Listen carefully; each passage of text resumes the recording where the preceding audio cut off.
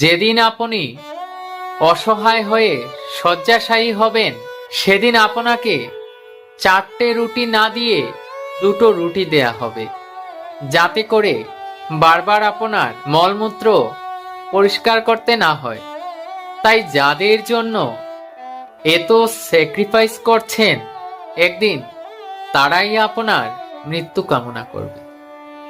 আপনি প্রিয় মানুষগুলোর সাথে কথা বলার জন্য হায়ুত্রাস করবেন, কিন্তু আপনার দুর্গন্ধময় শরীরের পাশে কেউ সেদিন আসবে না।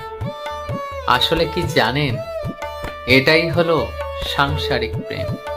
এবার বলি, কিছু বুঝলে এবার অন্তত নিজেকেও একটু ভালোবাসুন। এবং জীবনে তো সবার জন্যই অনেক কিছু করলেন, কে দাম দিল আপনার? এবার অন্তত এসব ছাড়ুন, নিজেকে একটু সময় দিন, একটু নিজেকে জানুন।